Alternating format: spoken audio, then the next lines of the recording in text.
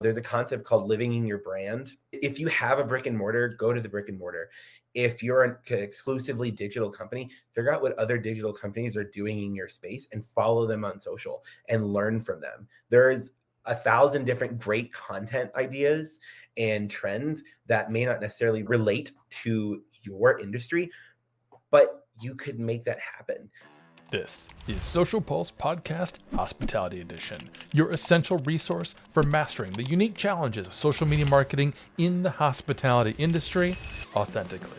I'm your host, Mike Allton, and each episode we dive deep into the real issues, from evolving guest expectations to standout social campaigns, sharing insights and strategies you can put to work. Let's get started with today's episode. Welcome back to Social Pulse Podcast Hospitality Edition, where we're digging into the challenges, successes, and stories of social media and community professionals in the industry, just like you. Subscribe to gain valuable insights that you'll be able to apply to your own work and social presence from each and every episode. Now, my friend Rebekah Radice, she once said, if you take a sincere interest in others, they'll take a real interest in you. Build relationships, don't collect them. Her point was not only to stress the importance of authentic relationship building in business, but also a warning to those who might approach relationships with colleagues or other departments as simply checking a box. Because the truth is, particularly in social media, we cannot be successful if we aren't building bridges throughout our entire organization. Those relationships not only help you be better at your job, they also help others see and value the work you're doing. So where do we get started? Well, that's exactly what Joseph H. Pomar-Webb is going to talk to us about. Joseph is the social marketing manager for MGM Resorts International. He's represented some of the most iconic brands in the tour and travel hospitality space, such as MGM Grand and Excalibur. Joseph is currently based in Las Vegas and is the eternal tourist and enjoys spending his days at any tourist tap. Hey, Joseph, welcome to the show. Hey, I'm happy to be here. So excited to have you. Let's start by talking about the work you're doing today for MGM. Can you share what your day-to-day looks like and what you're responsible for? Yeah, so currently in my current role, I am the social marketing manager overseeing the enterprise for MGM Resorts. So what that means is I oversee all the corporate handles. So MGM Resorts International, MGM Rewards, which is our loyalty program, as well as executive presence. So we always like to say, if it touches more than one property in the MGM Resorts umbrella, I'm the one working on the strategy behind that. Day to day, it looks like every other social marketing job. It's content creation, curation, reporting, data, and then, our day-to-day meetings. What's really unique about my role, and specifically being that we oversee so many different brands that are quite literally right next to each other, we never know what we're going to be doing from Monday morning to Monday afternoon. And I mean, quite literally, we could be sitting in our Monday morning catch-up meeting with the whole team. Cut to later that afternoon, I'm sitting on our private jet talking to the VP of Aviation about what we're doing from a corporate perspective about CSR and our green footprint. We never know what we're actually going to be doing. That's so interesting. Now, for those who maybe aren't too familiar with MGM, when you talk about having different properties, what do you mean by that? So MGM Resorts, but when people hear MGM, in their mind, they think of Las Vegas, but in particularly, they think of the big green building on the corner. And MGM Resorts is so much more than that. We have several resorts all up and down the Las Vegas Strip. Some of the most notables are MGM Grand, Bellagio, Aria, Mandalay Bay, Luxor, Excalibur, New York, Park MGM, as well as different locations across the country, as well in Asia. And each one of those locations has their own social media footprint and set of profiles, don't they? Correct. So each account has their own set of profiles, and then each regional has their own sets, and they kind of live in their own ecosystem as well. Right. So there's a lot that's going on. Now, in an organization the size of MGM, I imagine social media could be an afterthought sometimes. Has that been a challenge for you, and how have you worked to overcome it?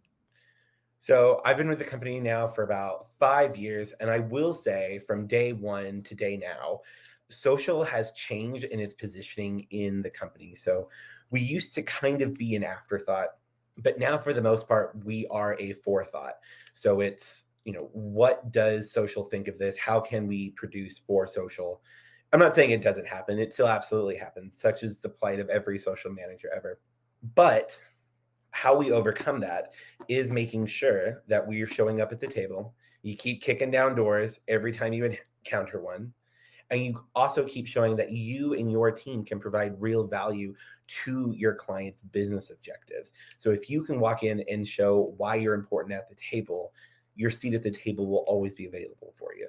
That makes a lot of sense. That's something we talk about a lot at Agorapulse. Sometimes it's more framed from a revenue and ROI perspective. We talk about going from being a cost center to a profit center, but it's the same concept, right? Where you're showing your value and you're having those conversations. And when it comes to building relationships internally, knocking down those doors, right?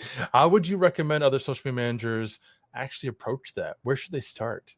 So believe it or not, building relationships starts with one simple step, and it's the most important step. And I feel like so many people fumble the ball. And that step is showing up.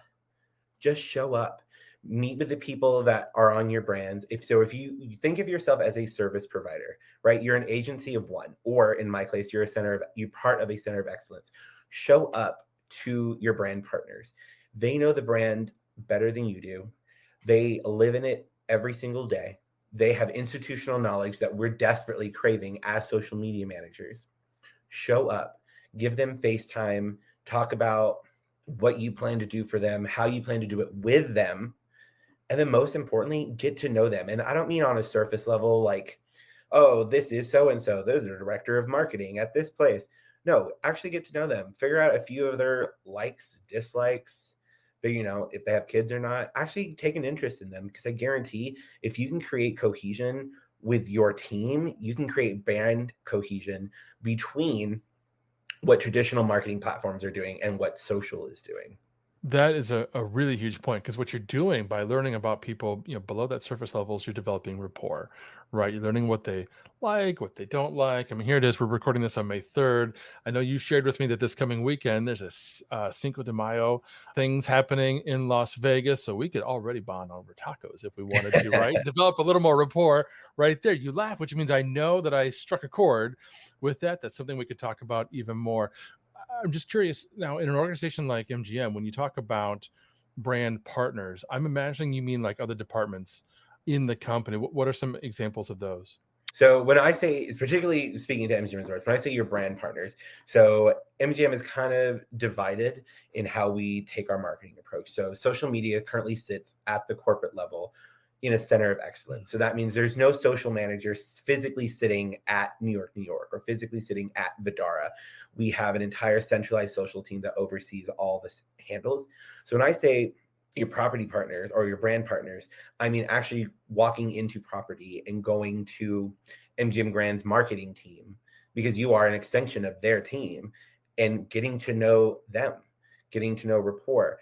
And the better you get to know them, the faster both teams can move, the more agile you become, because then you go, well, I know Mike doesn't like X, Y, and Z because X, Y, and Z. So I know how to activate on my channels now per my client's parameters. Terrific. I appreciate that example, because I hope some of you listening might be trying to think about how what Joseph is saying will apply to your organization. So hopefully some of that kind of resonates with you. Maybe you've got multiple properties, maybe you don't. Maybe you've got different marketing teams for each property, maybe you don't. But the key there is to think about how your organization is structured. Who are the key individuals that you need to work with on a regular basis, and figure out ways to meet them where they're at, whether that's physically or virtually. You'll have to figure that out on your own. But one question I've got for you, Joseph, is what shouldn't social media managers in a role like yours do when it comes to relationship building? I'm going to say this in a way that I think isn't as inflammatory as I'm coming across. Don't take prisoners.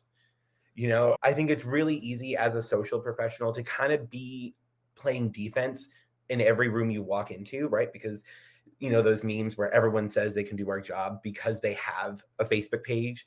Don't take prisoners. People have real value and real insight. And I've probably been with the company longer than you, or maybe not as long as you, but everyone has a unique point of view.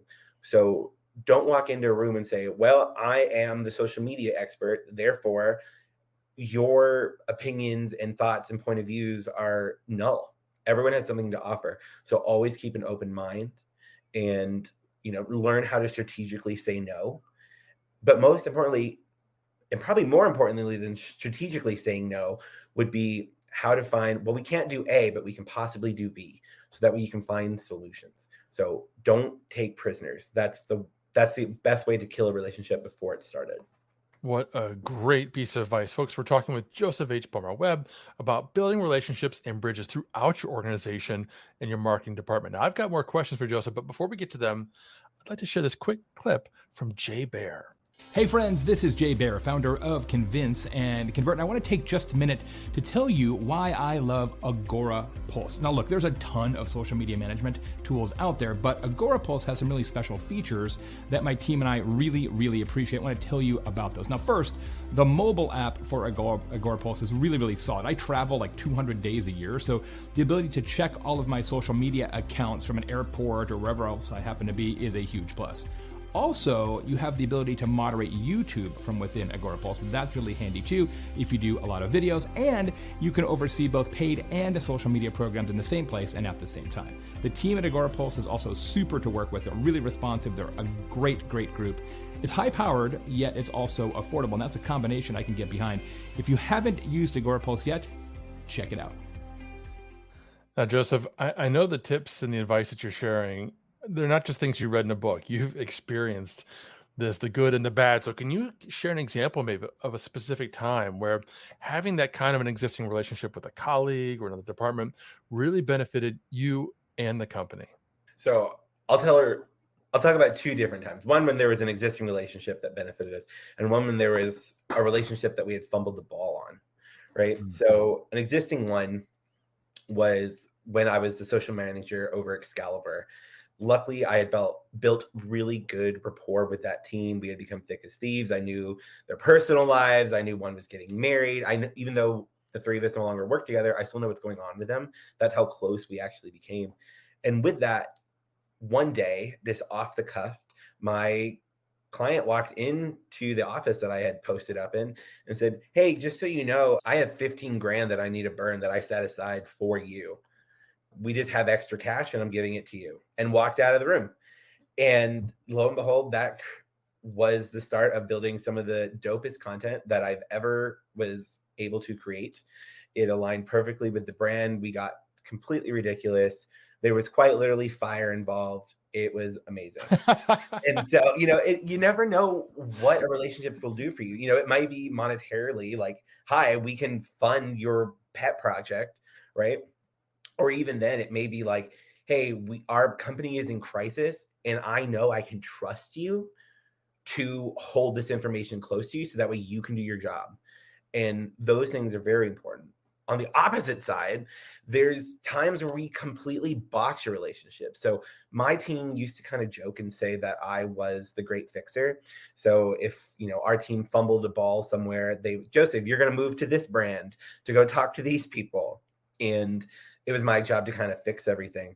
But one instant in particular was when I was at Harris Cherokee, and we had a venue called the Noodle Bar, and it was a really profitable venue. Our players loved it. Our non-player hotel guests loved the venue, but we could never get in for marketing purposes. And at one point, we didn't have any awareness campaigns playing. So there was no on-property collateral, there was no social, there was no web. We had outdated stock images on our website. Like the restaurant needed help from a marketing perspective, and they were really apprehensive of our team. Luckily, I had worked with our resort's executive chef on other projects already, and I actually approached him instead of the other way around. I said, "Hi, I noticed we have this venue that is particularly beloved, and there's a very real marketing need for it. Would you be willing to have a conversation with me about, what you're needing?" I'm not gonna lie, he was very apprehensive, and it was almost like a California no. The meeting kept getting kicked and kicked and kicked and kicked. And finally, one day, I ran into him in the back hallway, and I said, "Hey, chef, I would really like to talk to you about this. I've learned a little bit more about the venue's history with our department by talking through my colleagues, and I think we can do something about that, and I think we can fix it." And his shoulders immediately dropped, and guess what? That call moved up to that day. And he hopped on the call and said, "Well, I'm scared to let you all in the venue because, previous, social team, didn't quite execute the way we needed them to. We never quite got content. We never quite saw the content that was captured. What's going to be different with you? And with that, I saw he was open, he was interested. So then that signaled to me, I'm like, okay, when we approach this client, we have to tell them explicitly what we're going to do and what we can get for them. So luckily, I already knew what I wanted to do. I pulled up an outline of an entire shoot proposal, and I said, we are aiming to collect at minimum 25 assets. Here's where all these placements are going to go. Here are how they're going to be used. Here's what we want to do with them. Here's how we will position your venue within our social landscape. Here's what our traditional marketing efforts can do, and here's what it will be. And at no additional cost to your operating venue, because these are costs that we had already assumed. And it went from a pretty rocky, non-existent relationship to a very open, excited, collaborative effort. It got to the point where, chef would come and find me and be like, hey, we have a new menu item that's coming up at another venue that my own team didn't even have purview into yet. So then it was me going back to them going, hey, just so you know, this other restaurant on property is doing a whole new menu this spring and it's launching in 3 weeks. Do you all know about it? And the answer is no. And I was like, great. Well, I do, because I built that relationship, and it made our entire company better. It made our workflow better. It, really brought an elevation to the brand, particularly to those food and beverage outlets that they just were kind of lacking, because it was just kind of, all right, every day we'll just do the same collateral rotation. And I really put the stop on using stock images with my client. I said, hey, you all make beautiful product.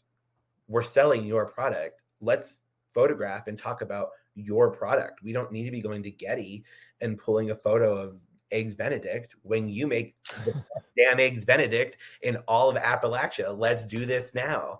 And it worked out great. That's awesome. And I love that you're approaching these brands or these businesses as clients, whether you're working internally for them or not. And you're really building your team as a service arm of the organization. But I have to say, my listeners will crucify me if I don't go back on something else you mentioned, which was actually setting fire to something as part of a social media campaign. What was that about? Okay, so this is the best campaign I ever got, and it's the best content that never saw the light of day. This content was never published. So back up. We filmed it in January of 2020. And so y'all know what happened in March of 2020. So this content never saw the light of day. But with Excalibur, it started with a concept of me and my manager at the time brainstorming, like, well, they gave us 15 grand. How do we spend it? Right. So we go into this meeting. We're just going to spew word vomit, and we're going to write it on the board, and whatever sticks, we'll go from there. And the phrase that stuck out was strippers and French fries. Of course. And yep, strippers and French fries, very Vegas, right? Obviously. And so we said, great. And we started drilling into that. And it turned into quite literal sword fights in the hotel lobby with Tournament of Kings, to Thunder from Down Under guys literally being showered in French fries in a dining restaurant, to quite literally fire breathing at the Excalibur pool. We did light the pool on fire. It did not make the final cut because it was, moving fire was rough to film. But yeah, we did light a pool on fire. It was wild.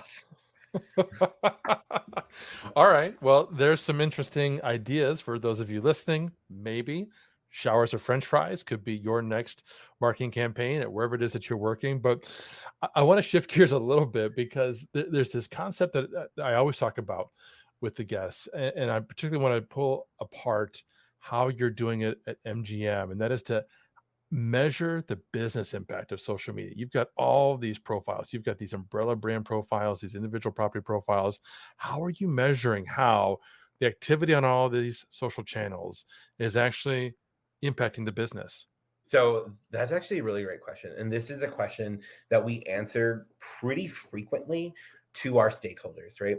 So I oversee organic social. Paid social at MGM is done by a separate team, still under the same division of the company, but just on a separate department.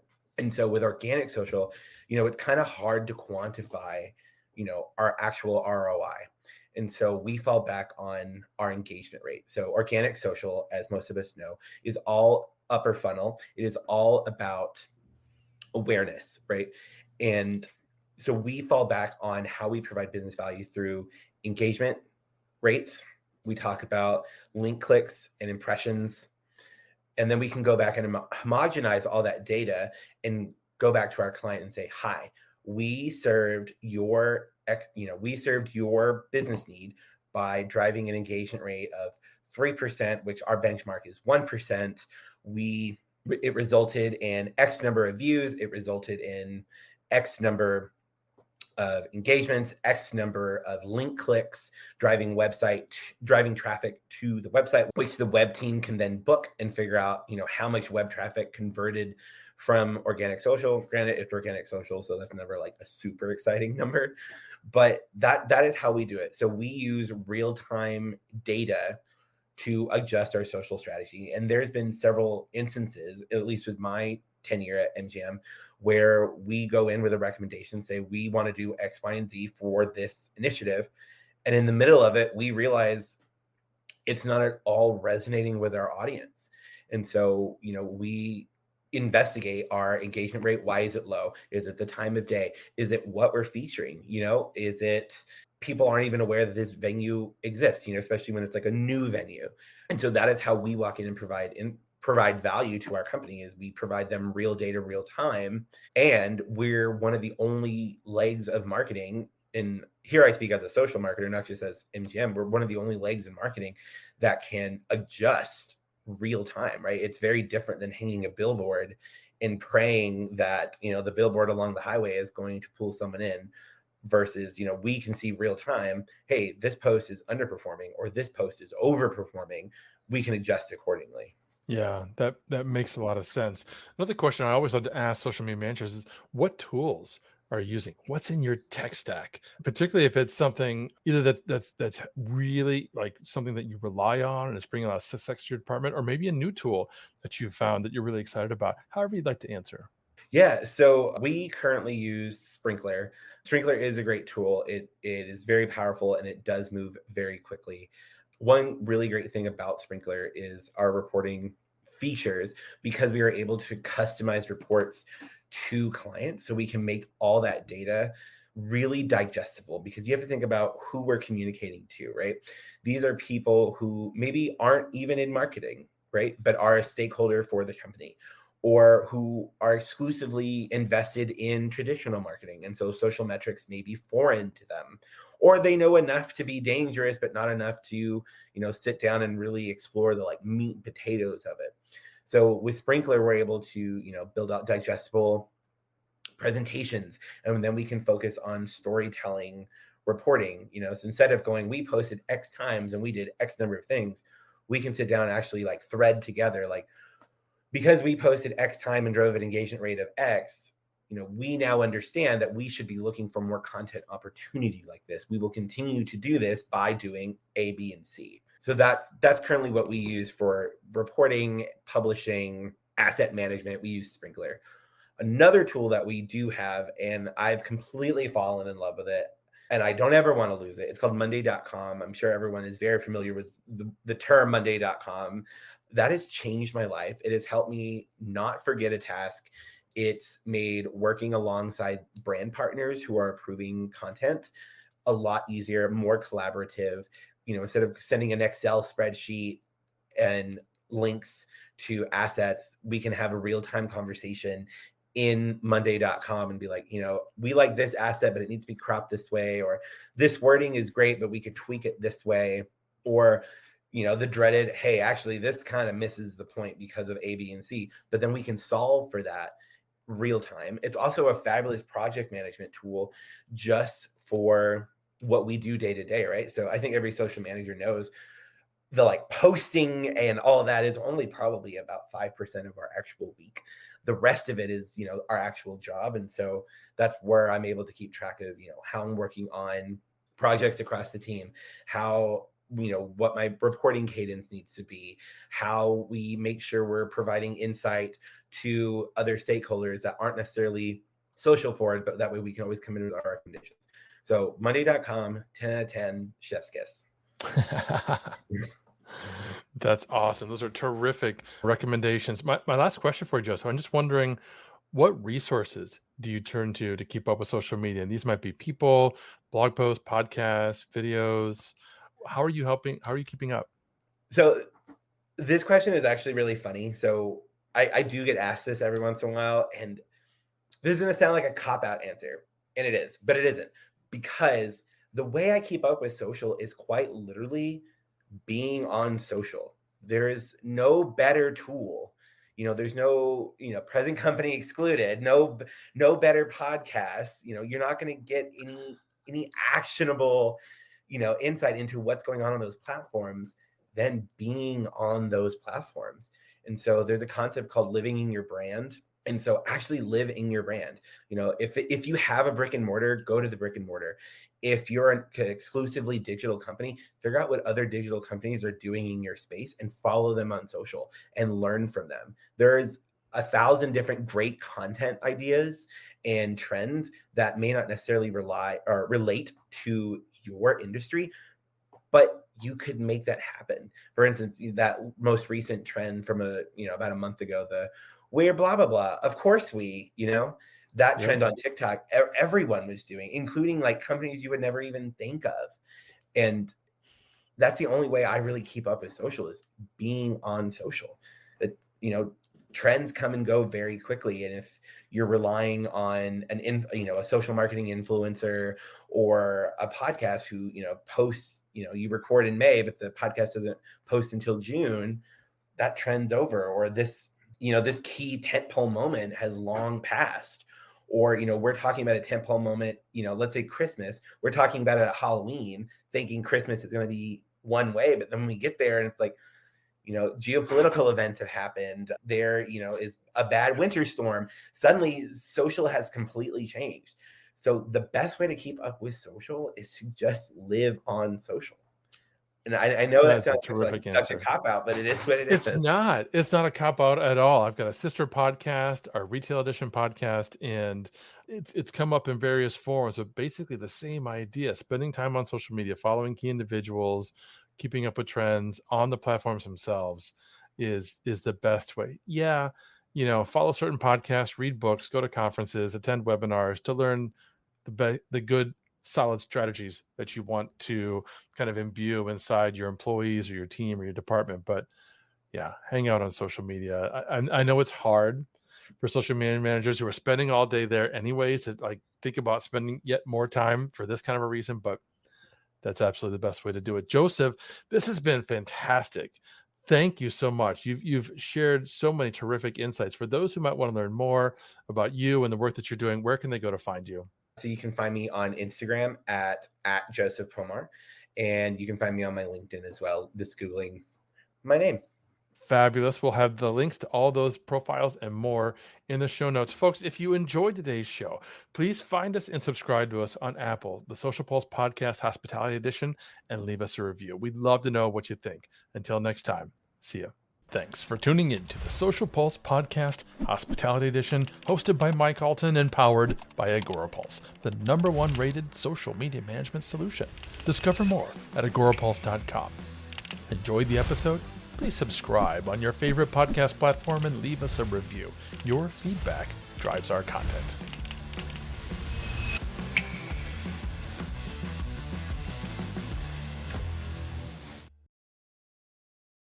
This podcast is heard along the Marketing Podcast Network. For more great marketing podcasts, visit marketingpodcasts.net.